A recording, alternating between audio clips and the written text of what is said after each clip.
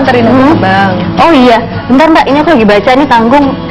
Masa ya, jadi ada perusahaan yang sudah go public tapi terancam bangkrut. Kan kasihan yang para pemegang saham di sana. Iya, benar-benar. Berarti melihat kesehatan perusahaan itu penting banget ya? Iya, penting banget. Nah, terus gimana kita cara menganalisa perusahaan itu sehat atau enggak? Iya, sebenarnya sih kalau kita menempatkan diri jadi apa dulu nih Mbak?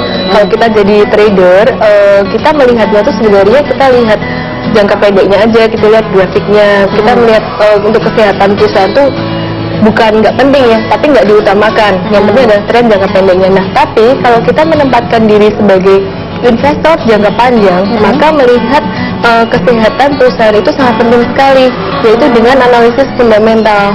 Analisis fundamental itu apa? Ya, analisis yang melihat profitabilitas, kemampuan perusahaan untuk menghasilkan laba, dan juga dilihat value atau nilai dari saham itu sendiri. Apakah dia terlalu mahal, atau nilainya wajar, atau terlalu murah. Oh gitu.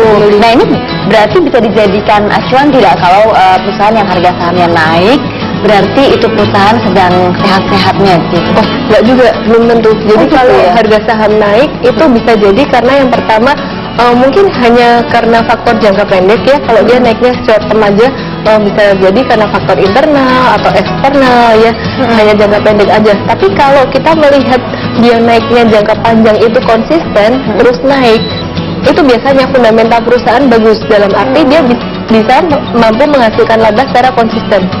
Oh gitu. Nah, kalau gitu ada kadang orang juga ini ya Mbak Ellen, melihat manajemen perusahaan itu. Kalau manajemennya baik, katanya perusahaannya juga sehat. Ini sebetulnya sejalan tidak? Ada hubungannya tidak sih manajemen dengan kesehatan? Sangat ada hubungannya ya, karena manajemen itu kan kemudi ya, kemudi di balik perusahaan. Kalau manajemennya sehat, dia bekerja untuk kepentingan perusahaan ya, bukan untuk mencari keuntungan diri sendiri, otomatis juga jalan perusahaannya akan semakin baik seperti itu. Nah, tadi ada yang mau saya tambahkan ya, selain dari profitabilitas dia, juga kita mesti lihat hutangnya ya. Jadi hutang perusahaan, kalau dia laba bersihnya bertumbuh signifikan luar biasa, tapi ternyata hutangnya besar sekali, jadi leverage-nya besar, dia menghasilkan keuntungan besar dengan hutang yang besar, itu risikonya besar. Jadi kita pasti hati-hati.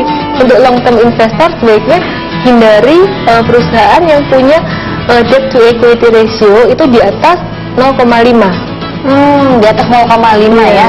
Nah, berarti gimana nih kita ngebacanya, terutama untuk yang sudah go public ya perusahaannya, kalau perusahaan itu ternyata sudah sakit, tadi yang ya, kebalikannya aja. Kalau kita milih perusahaan yang sehat itu kan dia mampu menghasilkan laba secara konsisten, manajemennya bagus, kemudian juga hutangnya terkontrol.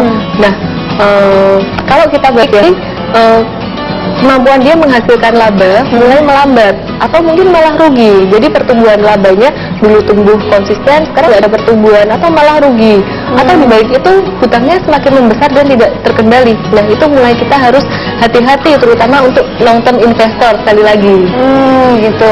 Nah, kalau ternyata sudah sakit nih, ternyata perusahaan yang kita invest dalam sudah sakit, reaksi kita harus bagaimana? Apakah harus segera jual atau tunggu dulu lihat perkembangannya, siapa tahu nanti akan naik lagi atau gimana ya? Ya, jadi kembali lagi ya, kita mau jual saham atau tidak, kita tempatkan diri kita sebagai trader jangka pendek atau investor jangka panjang.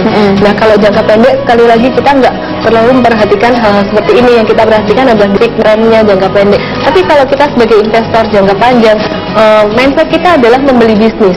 Jadi logikanya kalau bisnis ini sudah tidak bisa menghasilkan laba dengan konsisten, atau mungkin malah hutangnya dia sudah terlalu besar, itu artinya risikonya sudah cukup besar. Itu berarti kita harus mau tidak mau kita stop investasi di situ, kita pindah ke saham lain yang memang lebih menjanjikan untuk jangka panjang. Oh gitu, jadi tergantung ya, ini kita mau saat ini jangka pendek atau jangka panjang. Kalau kita jangka panjang, kita melihat bahwa oh ini udah nggak bisa menghasilkan profit dengan konsisten, kemudian hutangnya sudah mulai tak terkendali, semakin besar, maka logikanya dalam jangka panjang kemampuan dia untuk semakin bertumbuh itu pun juga sulit. Jadi baiknya kita stop aja, kita pindah ke perusahaan lain, ke bisnis lain yang lebih menjanjikan dan lebih mapan tentunya ya. Iya, betul sekali. Oke, baik. Aduh, makasih banget nih Mbak Ellen sudah dikasih pencerahan nih tentang kesehatan perusahaan. Jadi sekarang kita bisa pergi ke bank. Bisa, ayo saya antar.